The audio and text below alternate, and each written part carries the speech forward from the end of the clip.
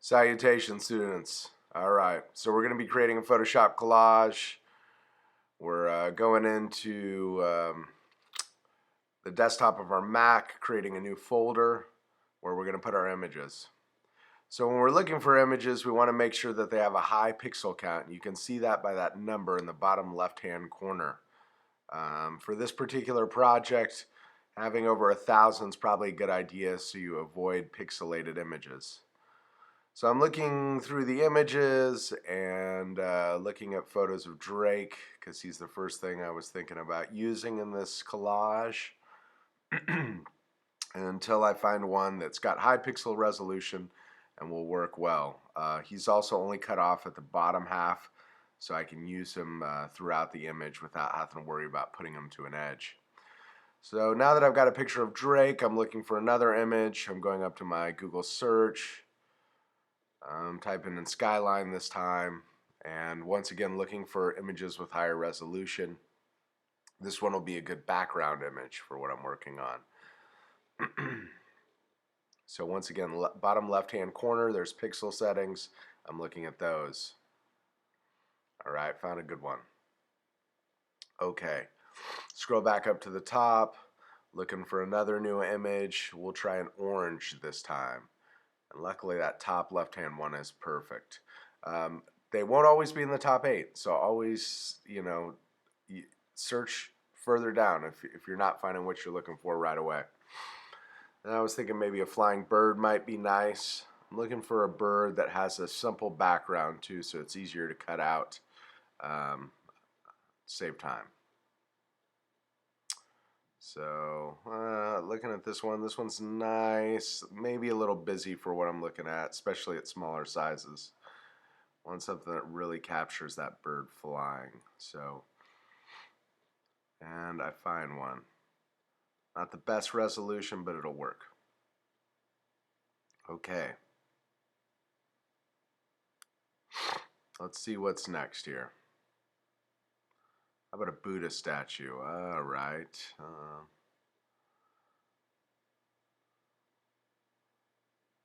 Found one with nice resolution settings, well over 1,000. I'm gonna drag that one in there. Okay, so this one came across as a .webp file, which isn't gonna work. All right. So what I'm gonna do is I'm gonna control-click on the image, open it up in a new tab, and I'm gonna take a screenshot of it. Basically, this image is protected, so we can't get it. So taking a screenshot of it, I will be able to add it into my images. So it appeared on the desktop, then I just drug it into that folder of all my images. I'm going to open a new Photoshop document. I'm going to make sure that the setting is at pixels, not inches or millimeters or whatnot. And I'm going to set it to some specifications that I want. I want at least 1800 for this assignment. I'm going to give you 24, I'm going to do 2400 by 1500. Okay, so now I've got a new document with a blank white background, just a fresh canvas ready to go. I'm going to look through my images. I'm going to start with the background image, the cityscape. I'm going to select all, copying the background, all right? And you can do that through the menu, or you can press the hotkey, and I'm going to paste it in. It's a lot bigger than the canvas area in this case because the image is large, so I'm going to transform it in size, all right? Get it down to that size I want. Now it's scaling out of proportion, so I'm clicking that little lock to make sure that it stays proportionate. It doesn't stretch out, make it too fat or too skinny. And now that I've got that, make it just a little bit bigger than the background, I've got my background in place. I'm going to nudge it using the cursors back and forth, and I'll move on to my next image. What's it going to be? Maybe we'll start with Drake next.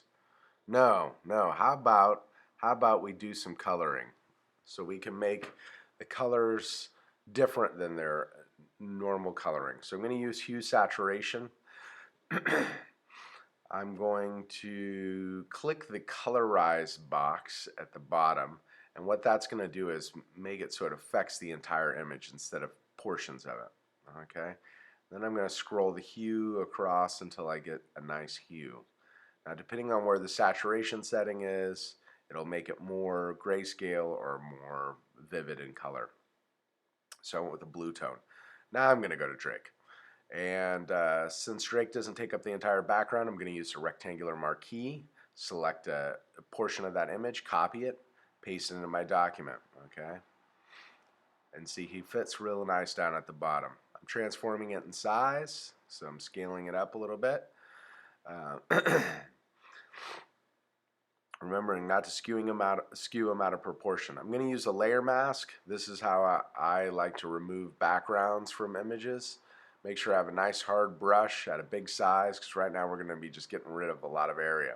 Okay, so removing the background now. Getting close to them, but not all the way, but we can always bring them back in case we did erase a portion that we didn't want to. Okay, better. Now I'm going to shrink down my brush a little bit and zoom in. All right, now that I've zoomed in, I've got my brush at a smaller size. I'm going to do some of the detail work. And we call this taking a walk. We're going to take a walk around the edge of it and get all of the information that we don't want removed using our layer mask. We're painting with black. That removes, and if we want to bring it back, bring the image back, we use white. So right now I'm just using black. And you'll notice that I'm getting into Drake's body just a little bit, making sure that every little bit of that pinkish whitish background is completely gone. And the reason why you're doing that is if you leave a little bit, it's very noticeable. But if you crop in a little too much, sometimes it's not, or usually it's not as noticeable. Alright, shrinking down my brush because I need to get a little detail work, getting a little closer to his head right here. This is a little difficult of an area because it's more round, and so you'll see the inaccuracies a little bit. But just take your time with it, zoom in, small brush, and clean it up, okay? We're walking around the body. We're about halfway home right now. Went in a little too much on his head. Maybe I'll come back and clean that up after I get majority of the background out. Cropping him by his eye there. And you can go with even smaller brush. Note, he's got a really simple head to cut out because he's got a shaved head. When you start dealing with people with a lot of hair, this operation becomes a lot more labor intensive, more laborious, and takes more time, and sometimes won't look as good. So sometimes if you can kind of anticipate what you're going to be doing, what kind of background that's going to go on, and how much you have to crop out, maybe you can stray away from people with really crazy, busy hair to make your job just a little bit easier, right? So once again, using black to remove, using that layer mask,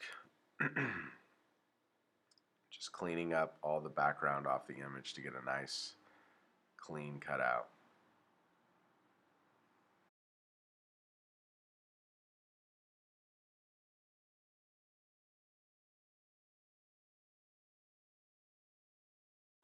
Alright, shrink down the brush a little bit more to get that little tiny bit under his pinky that's sticking out there. Perfect. Perfect. Zoom out, fit on screen so I can see the entire thing. Now, I see some problems with the head right there, so I'm going to go back in. I'm going to switch to white so that I'm going to switch to white so I'm painting it back in. Bring that little piece of head back, and then maybe switch back to black, and I see a little point sticking out where it's not perfect. Remove those little pieces. Just do some last minute cleanup, fit on screen again, zoom out so I can see the entire thing, and now I'm just kind of moving him around, seeing where he looks the best. I'm going to duplicate him. I do that by pressing Alt and dragging. I'm going to flip him horizontal.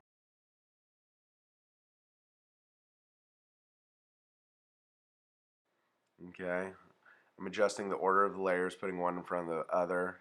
Just really kind of seeing how things fit in the space, working with the composition. Okay, now I've got them back to back, and I don't necessarily like it the way it looks, so let's try to put them pinky to pinky. I think that might be interesting.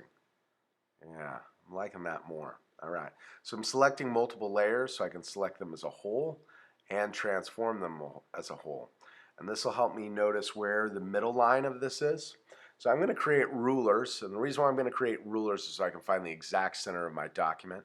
It's 2400 pixels, so I'm going to make the middle line at 1200, and I'm going to line his two pinkies up right on that middle line so I know that they're dead center and symmetrical. Zoom in a little bit. And one image is overlapping the other. So I am going to remove this by editing my layer mask. So I'm making a selection. I'm making sure I select the layer mask for that image, and now I'm going to delete it. All right, now that I've deleted the information from the image so it's cut out, there's a perfect little seam line. Now it's not exactly lining up. I'm seeing a little bit of a line, so I'm just going to nudge that. And I do that with the cursor arrows to get them right together and giving that perfect mirror effect so there's not this kind of little white line appearing. So now I'm going to select both layers and create a group so I can kind of group these two objects together, and I'm going to do that by pressing that folder, and once they're both selected they'll go right into that group. I'm now going to affect the colors of Drake just like I affected the background, but to affect just Drake I want to create a clipping mask. So once I create that clipping mask, and you'll notice that when I create that clipping mask, hue saturation insets, so I'm able to adjust just the hue saturation for Drake. I'm able to dial in the dialogue for that, click colorize, mess with the hue and saturation, get it right where I want it. And I'm dipping down the opacity so it's not 100% totally affecting it, but close enough. He's kind of in a red tone, we've got blue in the back. Now we'll move on to the next object, an orange. So I'm going to use my rectangular marquee because I just want part of this image. Copy it, paste it. Now I've got it in there. I'm going to transform, reduce it in size a little bit, making sure to keep it in proportion. I've got a big white box around this, so I'm going to cut this one out a little differently than I did Drake because the white box is really simple. So I'm going to use the magic wand tool. Use this tool sparingly, all right? So I've made a selection, which is selecting all the white, but I want to invert that selection so that I'm selecting everything else but the white. And then when I create my layer mask, it'll select the orange and everything around it, not including the white. Now there's a little bit of an area where it didn't get it perfect, so I'm going in and cleaning that up. Once again, black to remove, brush, and I'm moving it behind the Drake layer. So I'm moving those layer order so I get it in the position I want. I'm going to rotate the image, doing that by basically free transforming, going up into that upper right hand corner, making sure that the arrows become bent because that'll give me the option to rotate.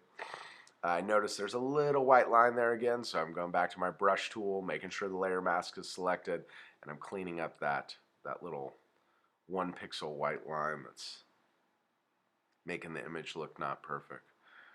So initially I was thinking maybe use the orange as kind of a halo effect around his head, but the more I move it around, I'm just not liking it. So sometimes you'll move things around and then you'll decide, okay, I think it looks better in this position. So I'm going to put it dead center.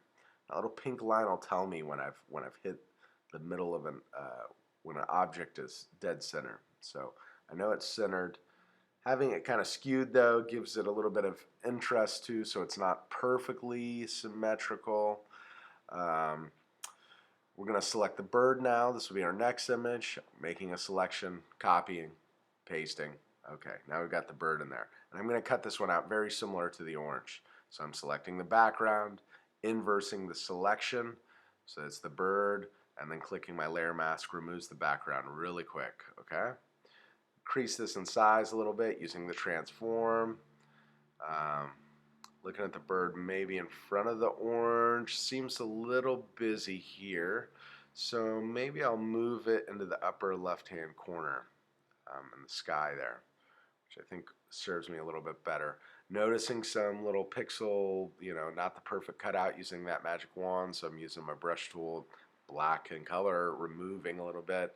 Duplicating the layers by holding down Alt, and I'm going to give this a flip horizontal so that once again, just like Drake, we've got it mirrored. So it's kind of going in the same angle but on the opposite side.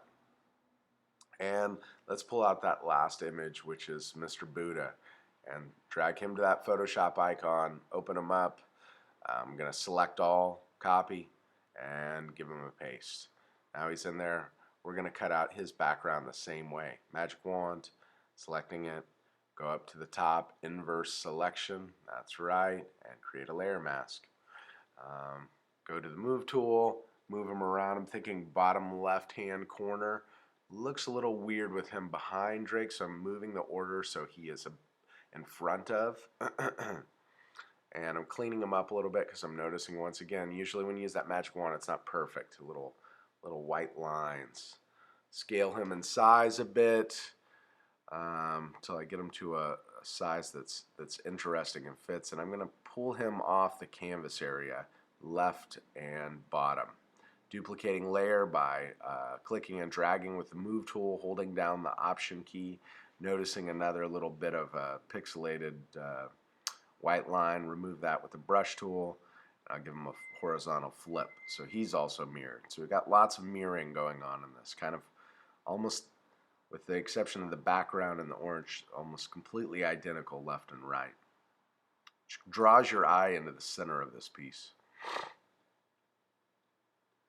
Okay, I'm going to select both those Buddhas together, create a new group.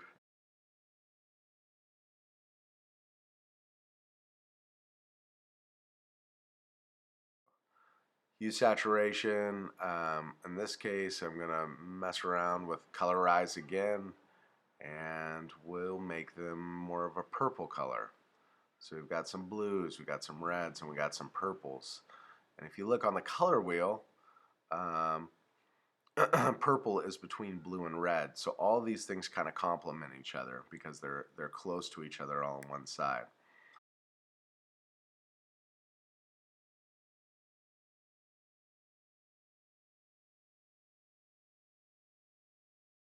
Wheel.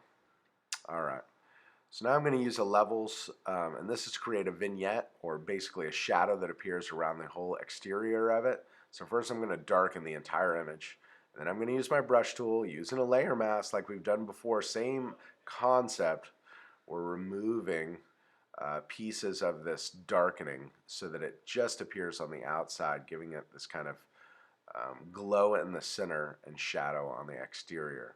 Now I'll shrink down this brush too and brighten some portions of the design that I don't want to get lost in the vignette. So right around the Buddhas, I'm making it not perfect, a perfect vignette where it's just a circle, but actually cleaning up their face and around their hands so we don't lose some of those details in the shadows. All right.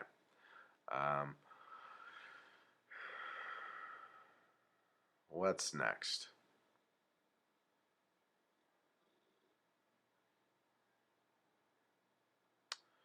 Toggling the eye drop on and off so I can see where this layer mask is affecting the object. I'm going to go into the opacity and softness and take it down a little bit and just clean up some areas that I feel are becoming too dark. Just going over that again. All right, looking better. Okay. I'm going to create an outer glow around that orange so it doesn't have such a hard line to the skyline. So if I double click on a layer, it pops up your blending options. I'm going to check the box that says outer glow and then actually click on that particular layer, which lets me adjust this dialog box just for outer glow. So I'm going to increase or decrease the opacity. I think it looks better higher up. And once again, I can press that little check mark and see what it looks like. And I can also increase the size of it. Great. So it's really starting to take shape, and the last thing I think I'm going to do is add in some circles. Okay, now we're going to change the layer order so we can move this big circle to the back, just above the background but beneath all the other layers. I'm going to change the color, double click on the icon, and then use the two little sliders, that little picker inside the color picker, to get a blue that'll kind of match that blue theme that we've got going on in the back. Using a lot of cool colors, cool into warm colors here.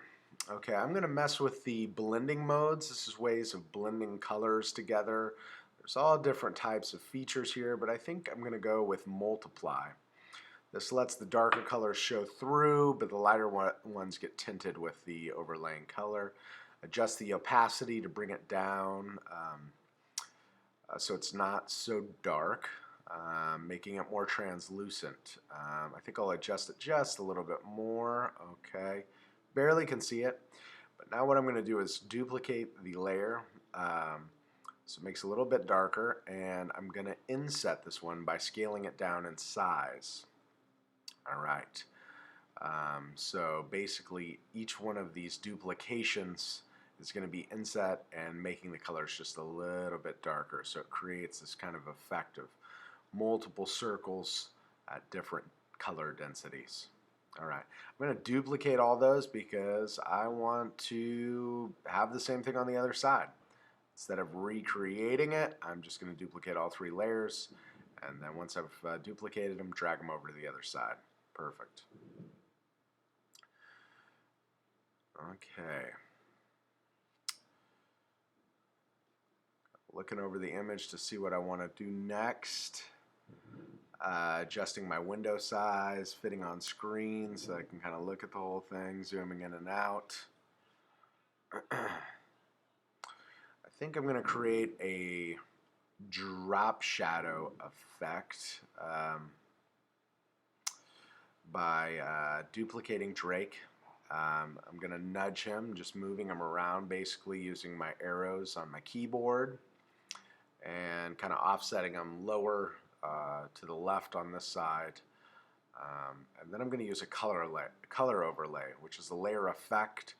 And I'm going to choose a color based on the blue from the background. So I'm going to use this eyedropper to kind of pick that dark blue so it relates to the colors, once again, those cool colors. And I'm going to dull down the opacity so it's not 100%. There we go. Looking better. All right. I move that around just a little bit. Now I've got it in the color I want, moved away from the bird so it's not touching that wing. Make it a little less busy so everything's kind of fitting into its own space and has room to breathe. Okay. And I'm going to now select the other duplicated Drake and do the same thing. Nudge him around until I get him about to the same kind of mirrored drop shadow effect. And I'm going to just duplicate the layer below of that color overlay that I've got right here and make sure the opacity is the same. So I looked at the other opacity, it was 47, adjusted it, boom. Now they look identical, right? Okay. Last thing I'm going to do is add some little black rectangular boxes over his eyes to kind of give it a little bit of mystery. I'm going to rotate those and transform them in size so I get them right to the right size. And I will duplicate that rectangular shape layer and transform that so that it's kind of at the same angle, but once again at the mirror, flipping horizontally. Okay. I think we're getting done with my Photoshop collage. I'll give it one last look, zoom out so I can see the entire thing in a small size, make sure the composition's nice. And I think it looks pretty good to me. What do you think, students? All right, now go and make your own Photoshop collage.